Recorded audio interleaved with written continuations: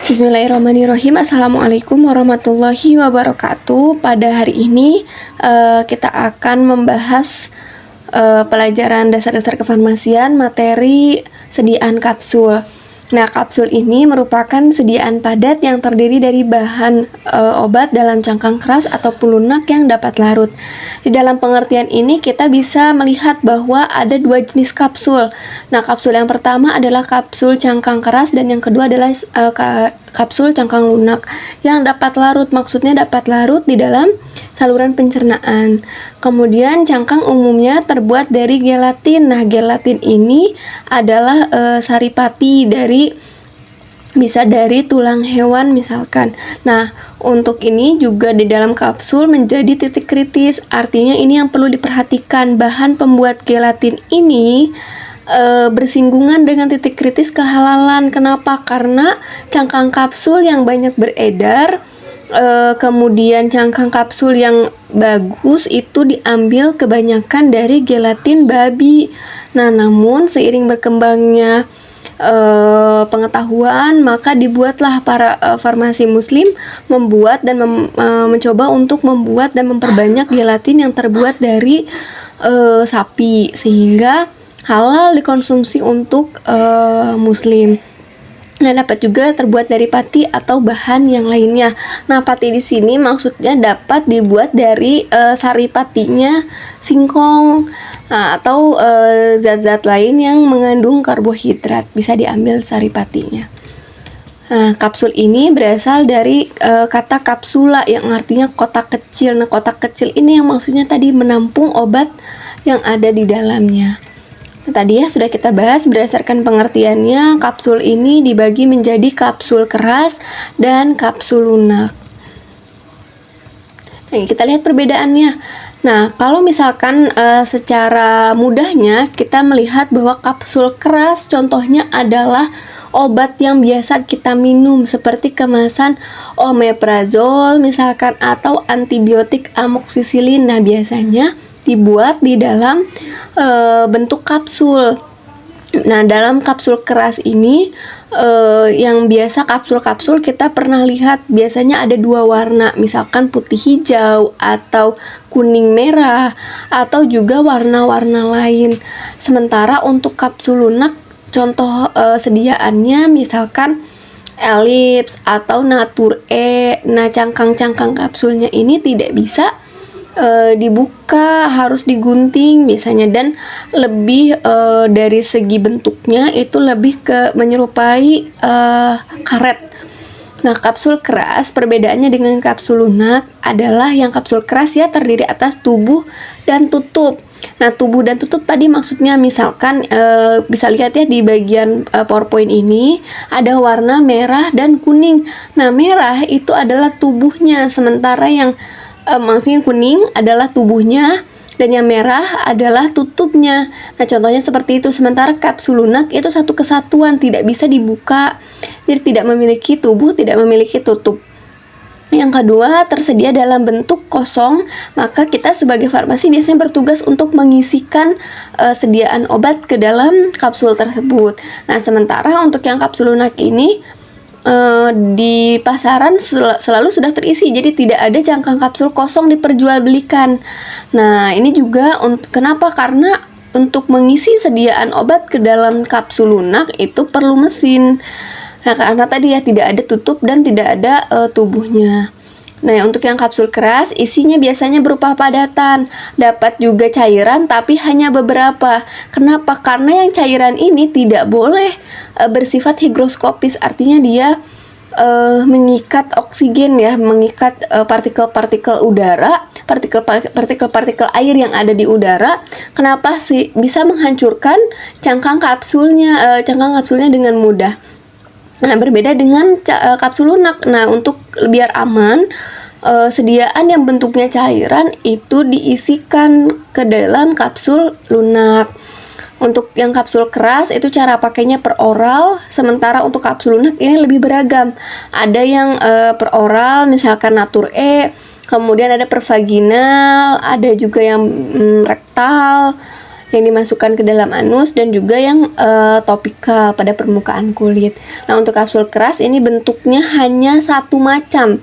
Ya, yang biasa kita bisa lihat aja ada 2 warna itu ya, yang ada tubuh dan tutupnya yang beredar di pasaran yang biasa kita minum. Itu hanya satu macam, nggak ada berbagai bentuk-bentuk lain, itu nggak ada. Nah, sementara kapsul lunak itu bentuknya lebih beragam. Ada yang misalkan untuk dimasukkan ke dalam vagina dia lebih menyerupai telur.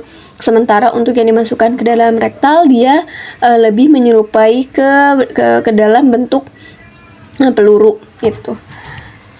Nah, untuk yang selanjutnya ini mengenai kapsul lunak. Nah, kapsul lunak ya tadi kapsul lunak ini biasa digunakan tadi untuk yang isinya sediaan cairan.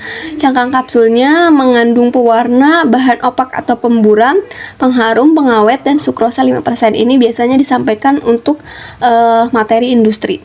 Nah, ini contoh dari bentuk kapsul lunak. Contoh bentuk dari kapsul lunak tadi ya beragam, lebih beragam. Sementara ini juga bisa salah satu dari bentuk-bentuk dari kapsul lunak, dia lebih beragam.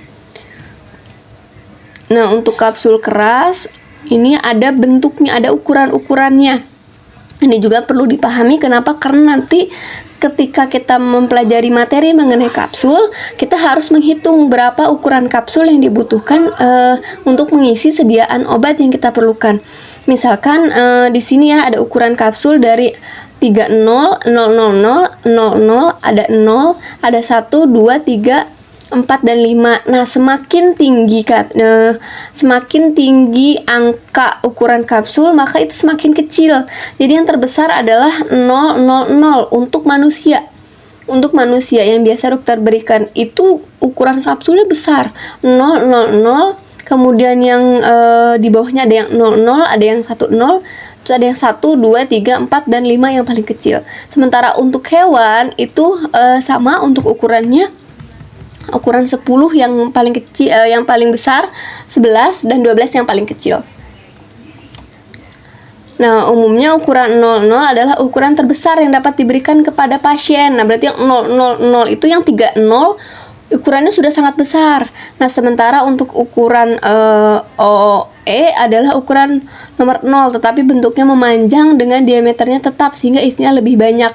Nah, bayangkan kalau misalkan isinya itu banyak, misalkan ya kita memerlukan isinya banyak tapi bentuknya dilebarkan, maka itu akan sulit ketika menelannya. Berbeda dengan bentuk kapsul yang dilonjongkan atau yang dipanjangkan. Karena bentuknya panjang, memanjang, tidak melebar, dia akan lebih mudah masuk ke dalam kerongkongan. Nah, untuk kapsul lunak itu kapasitasnya 1 minim namanya. 1 minim itu sama dengan 0,6 mili. Sementara tadi ya ini untuk gambaran yang kapsul keras itu untuk 000 disamakan dengan asetosal dan Na bikarbonat. Nah, nanti ini kita pelajari untuk ukuran-ukuran ini, cara menghitung bahwa di dalam 000 itu dibutuhkan misalkan 1 gram asetosal dan 1,4 natrium bikarbonat.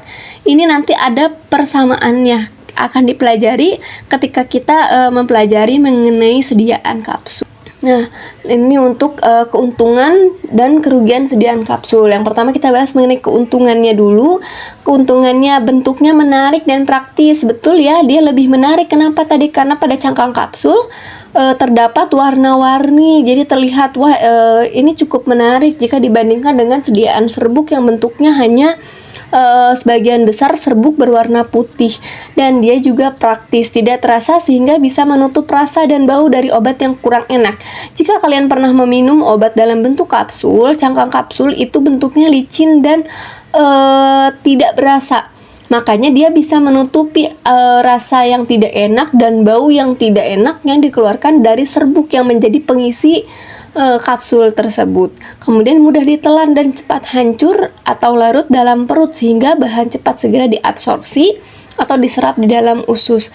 Nah, karena tadi permukaan dari kapsul ini licin, dia akan lebih mudah masuk ke dalam kerongkongan jika dibandingkan dengan sediaan tablet maupun sediaan serbuk yang perlu bantuan air terlebih dahulu. Makanya tadi disebutkan bahwa kapsul itu praktis karena dia dari segi permukaan cangkang kapsulnya saja sudah licin bentuknya. Dan dokter dapat memberikan resep dengan kombinasi dari bermacam-macam bahan obat dan dengan dosis yang berbeda-beda menurut kebutuhan seorang pasien. Kapsul juga dapat diisi dengan cepat, tidak memerlukan bahan penolong seperti pada pembuatan pil atau tablet. Nah, nanti kita akan belajar untuk kedepannya mengenai bahan pembuat tablet yang memerlukan zat pelincir dan lain-lain untuk membuatnya. Sementara untuk kapsul ini enggak, karena dia adalah lanjutan daripada sediaan serbuk gitu. Jadi kita sama membuat sediaan serbuk, kita tinggal menghitung kira-kira serbuk yang kita buat berapa banyak dan kita memerlukan kapsul ukuran berapa. Itu yang menjadi pembeda antara sediaan serbuk dengan sediaan kapsul. Dan kerugiannya itu tidak bisa untuk zat-zat mudah menguap sebab pori-pori cangkang tidak menahan penguapan. Nah, tadi ya dia juga tidak bisa jika zat-zat yang ada di dalam zat obatnya itu bisa mengalami penguapan. Tadi karena cangkang kapsul ini memiliki pori-pori sehingga dia tidak bisa menahan penguapan dari zat aktif tersebut. Dan tidak untuk zat-zat yang sifatnya higroskopis. Kenapa? Karena dia bisa menarik atau mengikat partikel air. Kemungkinan besar cangkang kapsul ini bisa menjadi rusak dan cepat rusak. Tidak untuk zat-zat yang bereaksi dengan cangkang kapsul, tadinya sudah pasti. Kenapa? Karena akan menimbulkan reaksi lain dan juga dapat merusak zat aktif maupun cangkang kapsul itu sendiri. Dan tidak untuk balita. Nah, sama halnya seperti tablet ataupun pil ataupun kaplet. Balita tidak memiliki kemampuan untuk menelan dalam bentuk yang besar. Makanya untuk balita lebih disarankan kepada bentuk cairan, itu pun menggunakan bantuan alat yang namanya pipet tetes. Dan tidak bisa dibagi. Hati-hati untuk pemberian kapsul itu tidak bisa diminumnya misalkan sehari 1 kali setengah kapsul. Nah, itu nggak bisa. Bayangkan bagaimana kita bisa membagi 2 isi daripada kapsul. Yang satu tubuhnya, yang satu pakai kepalanya, ya mana bisa gitu, karena tadi ya tidak akan tertutup dan itu akan isinya akan keluar dan berceceran. Dan tidak bisa dia juga dibagi misalkan ke dalam 2 waktu setengah-setengah, ya sama aja berarti kayak minum serbuk jadinya kalau misalkan dibagi. Nah, ini adalah bentuk dari kapsul keras. Nah, untuk yang tradisional itu antara tubuh, nah yang bagian lebih panjang ini adalah tubuhnya, sementara bagian yang lebih pendek ini adalah tutupnya. Bagian yang ada di permukaan luar ini adalah tutupnya. Zaman tradisional dulu belum ada pengunci, namun seiring berkembangnya ilmu pengetahuan di bidang farmasi, maka dibuatkanlah kunci. Jika kalian melihat garis-garis yang ada di dalam kapsul ini, garis-garis yang ada di cangkang kapsul ya, baik di tubuh maupun di tutupnya, ini adalah penguncinya. Jadi ketika sudah bertemu antara lekukan tubuh dengan lekukan kepalanya, maka ia akan mengunci. Nah, jadi tidak mudah keluar ya isinya karena tadi udah dikunci. Makanya ketika kita memasukkan obat ke dalam kapsul ini, ketika sudah beres pastikan bahwa biasanya akan terasa klik gitu antara tubuh dengan tutupnya.